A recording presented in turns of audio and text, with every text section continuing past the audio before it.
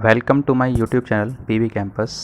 तो आज हम एक नया सब्जेक्ट पढ़ने वाले हैं, वो भी हिस्ट्री, जिसमें कि हम थोड़ा स्टडी करने वाले हैं बुद्धिज़्म के बारे में। ठीक है, अगर बात करूं कि बुद्धिज़्म के बारे में स्टडी करने से पहले हमारे पास हिस्ट्री के पोर्शन में इससे भी पहले कुछ चीज़ें आती हैं, जैसे प्री हिस्ट्री के बारे में पढ़ते हैं। ठीक है, हिस्ट्री में और प्री हिस्ट्री में आपको डिफरेंस पता होगा, वो हम बाद में बात करते हैं। पहले बुद्धिज़्म के बारे में बात करनी है आज हमें। तो बुद्धिज़्म की अगर बात की जाए जो आज के डेट में फॉलो किया जाता है, तो बुद्धिस्ट एक कैटेगरी है जो इन्हें फॉलो करते हैं बुद्धिज़्म को। ठीक है, और बुद्धिज़्म की अगर बात की जाए तो ये एक रिलीजियस है जो इंडिया में भी फॉलो किया जाता है। ऐसा नहीं है इंडिया में फॉलो नहीं होता है, इंडिया में ये फॉलो होता है। और यहाँ पर जब इसको फॉलो किया जाता है तो इसको फॉलो करने वाले लोग इंडिया में माइनॉरिटी कैटेगरी में काउंट होते हैं, क्योंकि इसको फॉलो करने वाले, बुद्धिज़्म को फॉलो करने वाले लोग बहुत ज़्यादा मेजॉरिटी में हमारे यहाँ पे नहीं है, बहुत कम लोग हैं जो इसको फॉलो करते हैं। ठीक है, और सबसे बड़ी बात, अगर बुद्धिज़्म की बात की जाए, हमारे यहाँ पे तो माइनॉरिटी है, लेकिन इंडिया के बाहर कुछ ऐसी कंट्रीज़ भी हैं जहाँ पे बुद्धिज़्म को मेजॉरिटी में डील किया जाता है। जैसे सबसे बेस्ट एग्जाम्पल है इसके लिए श्रीलंका। ठीक है, आप लोगों को पता होना चाहिए श्रीलंका में बुद्धिज़्म सबसे ज़्यादा फॉलो किया जाता है, ऑलमोस्ट अबाउट 75% लोगों के द्वारा, जबकि इंडिया में इसकी परसेंटेज बहुत कम है, लेस देन 10% है। ठीक है, तो इसी वजह से इंडिया के अंदर ये एक माइनॉरिटी ग्रुप में रखा जाता है। ठीक है, तो ये हुई थोड़ी इन्फॉर्मेशन अबाउट बुद्धिज़्म जो फॉलो किया जाता है। अब बुद्धिज़्म की हम जब बात करते हैं तो हमें ये पता होना चाहिए कि इसके रूट्स जनरेट कैसे हुए हैं और ये रूट्स कहाँ से डेवलप हुए और किस तरह से डेवलप हुए। As we all know that, हमें पता है सबको कि गौतम बुद्ध जो बुद्धिज़्म को लेके आए थे वही उनके फाउंडर भी हैं। तो अब बात करते हैं कि गौतम बुद्ध ने जब इसको स्टार्ट किया था तो उस टाइम पर वहाँ पे सिनेरियो क्या था और उनको ये स्टार्ट करने की नीड क्या हुई, कोई तो रीज़न रहा होगा उन्होंने ये स्टार्ट किया। उससे पहले वो किस रिलीजियस को फॉलो करते थे, जो उस रिलीजियस को छोड़ के उन्होंने इस नए रिलीजियस को बॉर्न किया या डिस्कवर किया।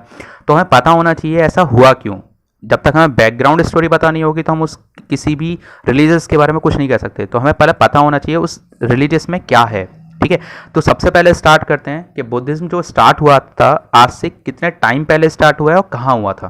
ठीक है, तो सबसे पहले पॉइंट में आपको लिखा हुआ है बुद्धिज़्म जो स्टार्ट हुआ था आज से 2600 ईयर्स एगो स्टार्ट हुआ था। 2600 ईयर एगो।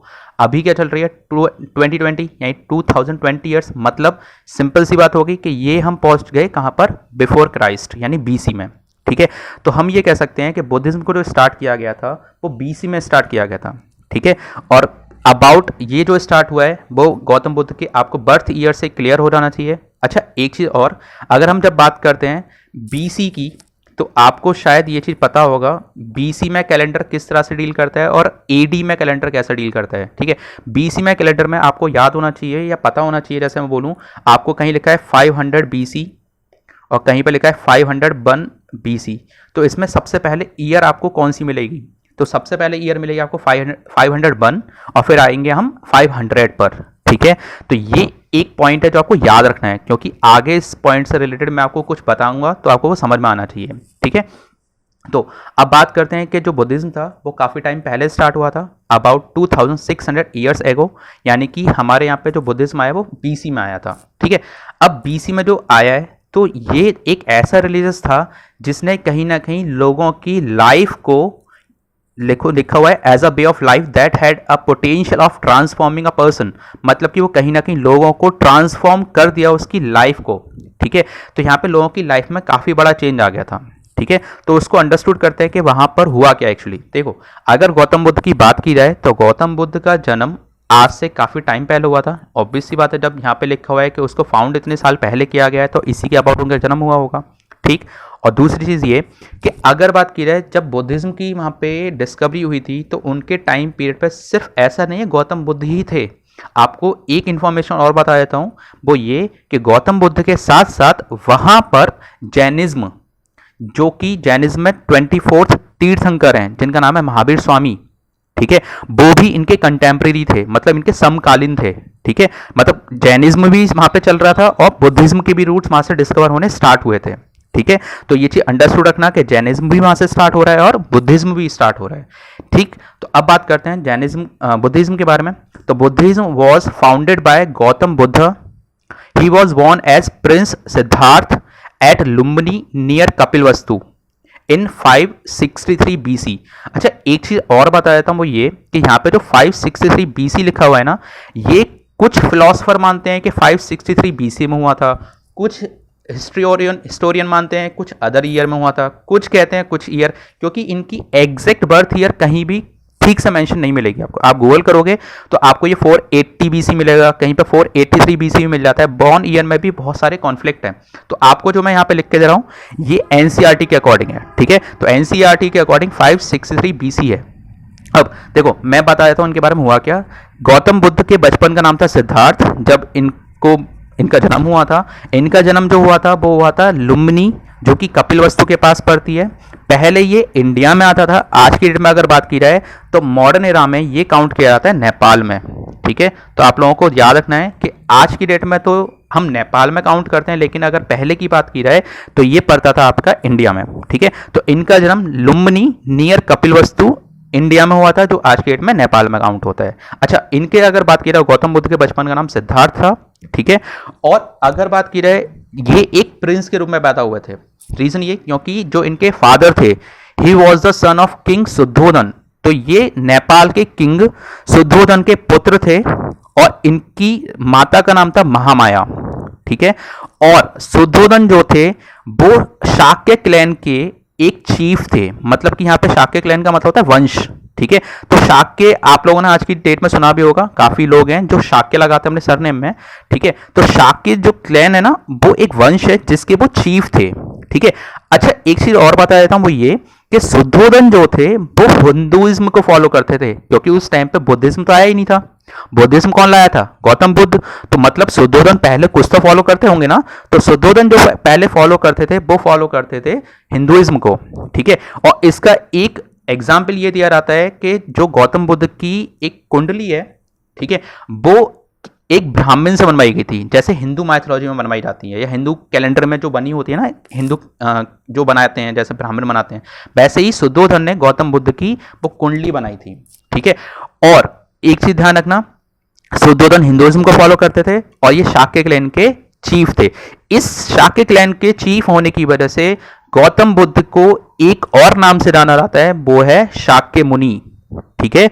अब आगे बढ़ते हैं। वो ये कि सिद्धार्थ की जो माता जी थी महामाया, ये कहा जाता है कि जब सिद्धार्थ को उन्होंने मतलब जन्म दिया था तो उसके जस्ट बाद या फिर उनके जन्म के 7 दिन बाद उनकी डेथ हो गई थी। अच्छा, यहां पे भी कन्फ्लिक्ट है क्योंकि इस डेट के बारे में भी एग्जैक्ट इंफॉर्मेशन नहीं है।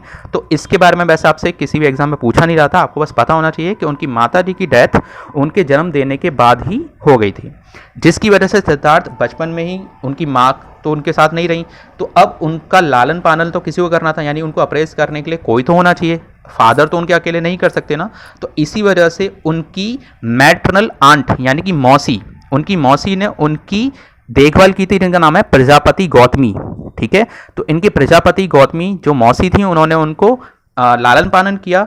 अब गौतमी ने इनका लालन पालन किया था, इसी वजह से गौतमी के सरनेम के बेसिस पर इनका नाम गौतम पड़ा था, ठीक है। यानी कि इनके बचपन का नाम तो हुआ सिद्धार्थ, लेकिन शुद्धोधन जिस क्लैन के चीफ थे उसकी वजह से उनका नाम पड़ा शाक्य मुनि, और इनकी मैटरनल आंट ने इनका लालन पालन किया था, जिसकी वजह से उनका नाम गौतम पड़ा, क्योंकि उनके नाम में क्या आता था? गौतमी, ठीक है। तो यहां तक आप लोग याद रखोगे। और फिर आगे अगर बात की जाए, जो गौतम बुद्ध का बर्थ हुआ था वो 563 BC में हुआ था, लेकिन उस दिन पड़ता है पूर्णिमा, ठीक है, जिसको हम इंडिया के अंदर बुद्ध पूर्णिमा के नाम से सेलिब्रेट करते हैं, जबकि इंडिया के बाहर अदर कंट्रीज में वो एक फेस्टिवल बैशाख के नाम से मनाया जाता है। जैसे सबसे बड़ा फेस्टिवल ये जो मनाया जाता है वो श्रीलंका में मनाया जाता है, ठीक है।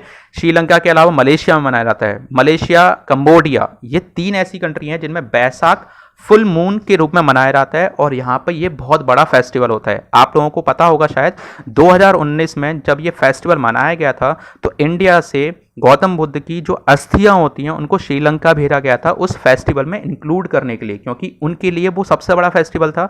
तो हमारे पीएम ने उनके मतलब रिक्वेस्ट को फॉलो किया और वहाँ पे उनको क्या कर दिया था, वो अस्थियां भी वहाँ पे भेजी गई थी उस फेस्टिवल में, जिसका नाम क्या है? बैशाख, ठीक है, तो ये भी आपको पता होना चाहिए 2019 में वहाँ पे वो फेस्टिवल मनाया गया था, और वो डेट भी बता देता हूँ 18 मई को मनाया गया था। ठीक है, आप गूगल करके चेक कर सकते हो, जो कि मेन फेस्टिवल मनाया जाता है वहाँ श्रीलंका, मलेशिया, कंबोडिया में। ठीक है, और वो फेस्टिवल 1 महीने के लिए चलता है, full moon, complete full moon. ठीक है, तो आपको ध्यान भी रखना है ये चीज़। अब उसके बाद बात करते हैं, जैसे मैंने आपको भी थोड़ी देर पहले बताया कि जो सुद्धोधन थे वो किस रिलीजियस को फॉलो करते थे, सुद्धोधन फॉलो करते थे हिंदुइज्म को।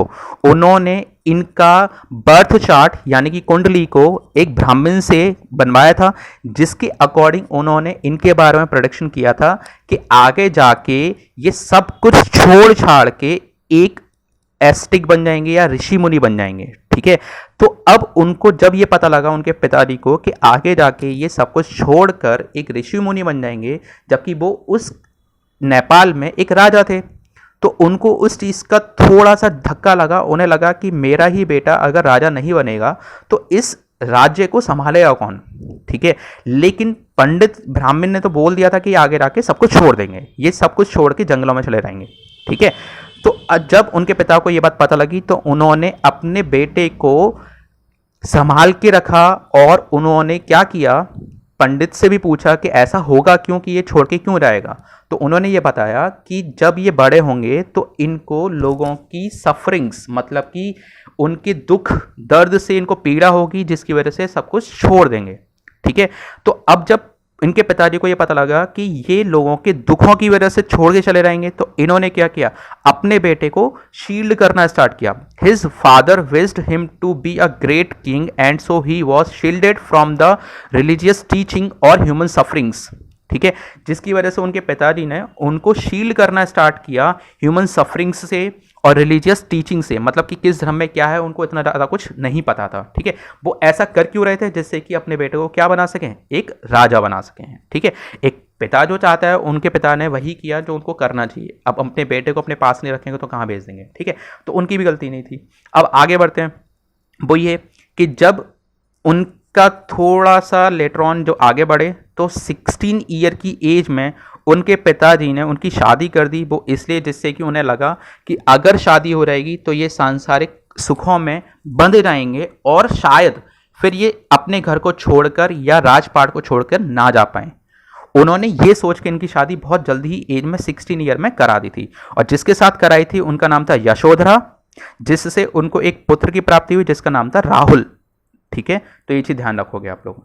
ठीक, अब इसके आगे की स्टोरी को हम नेक्स्ट वीडियो में कंटिन्यू करते हैं। आप लोग यहाँ तक याद रखो, क्योंकि वीडियो काफ़ी ज़्यादा लेंथी हो रहेगी, फिर वो बोर भी हो रहेगी, तो एक एक स्टेप वाइज वीडियो में बनाता रहता हूँ, आपको समझाता रहूँगा। ठीक है, तो नेक्स्ट वीडियो में मिलते हैं। यहाँ तक आप लोग तैयार करें, और नोट्स आपको ये लिखे हुए हैं, आप चाहो तो नोट डाउन कर सकते हो।